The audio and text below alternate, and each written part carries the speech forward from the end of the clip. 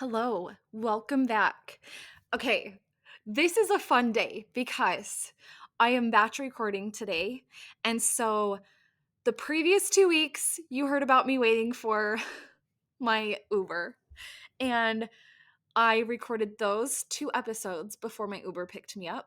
And I'm recording this one after I got back. And so this is just so fun for me. So I had the best Uber ride ever. I was a little nervous, I'm not gonna lie. I mean, you hear creepy Uber stories, and when my husband's out of town, it's just like this extra heightened, I don't know, chicken shit version of me that comes out. And it was so good. And it reminded me of something that this is like my safe space to talk, and I really just feel like talking about this for some freaking reason. So we're doing it. We're doing it. Okay, Uber ride, great. She picked me up. I didn't even realize she had a back seat. It was like a little crossover SUV vehicle, and it just didn't look like it had a back seat. And so I hopped right in the front next to her, and she was the kindest woman. And we were just chatting, and it was so funny because we were chatting about the election and just stuff like this. And she's taught women's history for years. She's since retired and became an Uber driver, and she loves driving Uber to get to know people. And we were talking about, and she's like, what's really funny is like, she was kind of talking about policies and what was going on with the election and just all of this stuff, and like why black men, she's like, and this is coming from a black woman, but here's why black men are not gonna vote for Kamala Harris. And she was like talking about this whole thing, and I was just like, what is always so interesting to me is how politics, anybody in politics is trying to keep us as Americans so divided. And I just believe that we can all have different beliefs and at the end of the day come together and have a ton of fun at a barbecue. Like, I just believe that. I have friends who are liberal, I have friends who are Democrats. It doesn't matter to me. Like, it does not matter to me what your beliefs are. At the end of the day, we can still come together, have good conversation, and be friends. But that is not what I came on here to talk about. I came on here because I she was taking me to pick up my car, and what I had realized was I was going to wait for my husband to get back in town Monday afternoon, and we have to get my daughter to therapy in the afternoon and trying to coordinate schedules. I was like, is that going to stress me out more? So I talked about this 6 things to keep your energy high vibing back at the first of this month. And I chose convenience. That's why I got the Uber. That's why I went and got my car now instead of waiting for my husband. Like, I can take care of this myself. And when my car broke down, this is like the story I wanted to talk about because I really got pissed. It really hit some triggers. Um, my car broke down on the side of the road. We were driving to therapy, and luckily I was close enough to an exit. I was able to get off the exit, hop into this parking lot, and then realized we were by an auto body shop. It was like the parking lot of an auto body shop. And so walked in, and I remembered we had put an extended warranty on my car. And so I was trying to pull out the paperwork for that and get that all figured out. And she's like, yeah, if you just want to give them a call. And so I called them. And because my name was not on the policy, which is really funny because I am the one who bought the car, I don't know why I wanted to pay cash. And I don't know why, when we ended up not paying cash, we put it in my husband's name, because we never get checked for income. Our credit is good enough that they just usually give us the loan. So I don't know, honestly, why it got put in his name and not mine. But because we did that, his name ended up on this extended warranty policy. And so when I called at the car place, they would not talk to me. They needed him to call. He needed to make me an alternate contact. Like, and I'm sure I am not the only woman who has ever been here before. And I remember I had called him, and he was like, you know what? Like, your name is not on the policy. It's Dustin by you. And I was like, no, he is not by me. My car broke down and he is at home. He is 40 minutes away from me. Like, I was so flustered at this point. And he was like, well, he's going to need to call in and make you an alternate like an alternate contact so that we can talk to you. And so I was just like, okay, whatever. And I remember getting off the phone, and now I am like choking down my tears. And I looked at my daughter and I said, I will never be in this position again. I was angry. I don't know. So I was just so, it felt so disempowering to me. It felt so, I just felt powerless. I felt like, come hell or high water, I actually am going to learn how to take care of myself.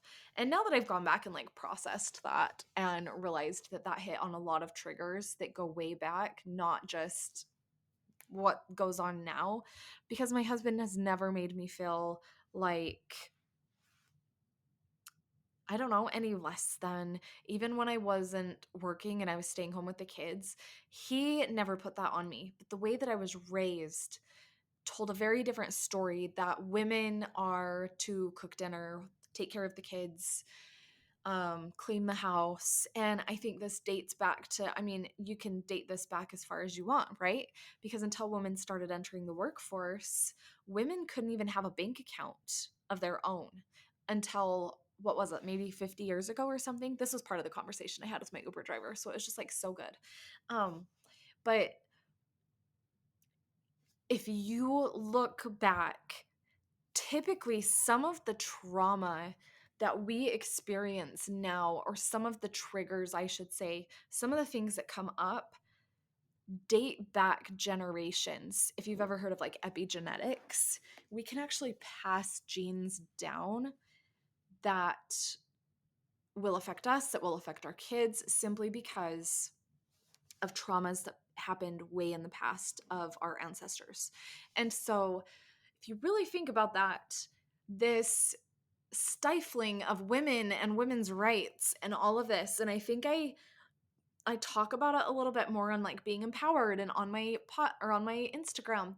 And it's like, I don't ever want to come across as like, men suck, I'm here for the women, like anything like that, because I think that there's where you find your happy place and where you and your partner, you and your husband find this happy harmony with each other, where you help out but you don't have expectations simply based on gender, and you are both part of running the household. Like that is kind of how I view it. And I think that in the beginning of our marriage, it was unspoken. It was like this unspoken thing based on the religion that we were raised in, based on the relationship that he saw between his parents. My mom was divorced, and so I always saw just very much a woman doing the best she could and taking care of what she needed to take care of. And so we came from two very different backgrounds, and me wanting to be this fiercely independent woman was so angry that this situation came up and I couldn't take care of myself. And so, something that I do for myself here that I talked about on one of the pep talks, let me look and see what day that pep talk came out. It's the one that we forgive ourselves. Like, I forgive myself for buying into the belief that, let me see. It was on the 11th. So if you want to go back and listen to that, it was the one that came out on October 11th. I forgive myself for falling into the belief that blank, fill in your blank, right? So buying into the, oh my gosh, you guys, I forgive myself for buying into the misunderstanding. That is the word I was looking for and couldn't find. So if you go back and listen to that one. And so this was something that I got to do with myself in this moment. And I remember just sitting in the car shop and I was just frustrated. I was angry. I was crying. I looked at my daughter and was like, I will never be here again. And she was like, oh my gosh, what is happening to my mom right now? And um and I think that we get to start to shift our lives into what we desire them to be. And if you want to be a fiercely independent woman, like something that I see for myself, I love being a woman who can stand on my own 2 feet, while my husband is a man who can stand on his own 2 feet. And at the end of the day, we choose to be together. That is like the dream here, right? And I don't want to be responsible for a man. I mean, I was able to let this part have its little fit of like, I don't ever want to be responsible for a man, because I think it also hit on that part of me that wanted to be fiercely independent and didn't want to have to ask for help. And that situation like forced me to ask for help. But I want you to think about times in your life where you have felt very helpless or disempowered, or you've had a trigger come up like this, and really think about like why it's coming up and allow yourself to feel it. And then go back to the October 11th episode and just recognize that like you can forgive yourself for buying into the misunderstanding that. So for me, I forgive myself for buying into the misunderstanding that because I needed my husband's help, it made me weaker, or like whatever it was, right? I feel like I'm still digging into that and excavating all the pieces of that. But I just want you to really think about that. Like, where have you felt angry or upset at the way that something was that hit you so hard in the moment? And then just kind of ask yourself, like, why did I feel this way? And when you start to dig into like why you felt that way, you're going to start to notice, one, where it came from, and two, this is like your way to shift it. So for me, it was like it came from religion, the way that our parents raised us. So we had that conditioning. And then I think if you look at society as a whole, movies and whatnot, the way that society conditions us is that women are just here to clean the house and we're here to do the laundry, and we're not here to do all of these other things. And while I wanted to be fiercely independent, I also really enjoyed that my husband was just like, babe, I'm going to come get you. We're going to figure this out. It's going to be fine. And so to have that sense of security on the other side of that, and be able to have him come pick me up and accept and receive that support, and not feel any judgment from him. Because at the beginning of our marriage, I used to feel like he would judge me for needing help and that I couldn't stay on top of it all. And so I didn't ask for many, many years. And so I just want you to really notice anything happening in your life that maybe triggers you or upsets you, or anything that's happened recently. Maybe your car broke down and you couldn't talk to anybody. It's the same thing for our house loan. Like, we had that situation. I couldn't call and figure anything out. They had messed up our escrow. This was a couple of years ago, but they had messed up some stuff and I just couldn't call and chat with them. So, which was, now I'm like, whatever, he can deal with it. Like, and he will, and he's so happy to help. But then there was other times that it's like, and like this time, like it really hit on something, and I really wasn't expecting the reaction that I got. That's when our little toddlers are here, is when you get a reaction you were not expecting.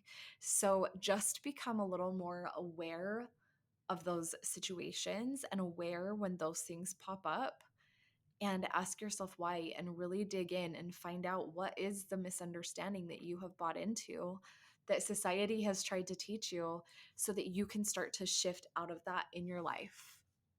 And I will talk to you next time.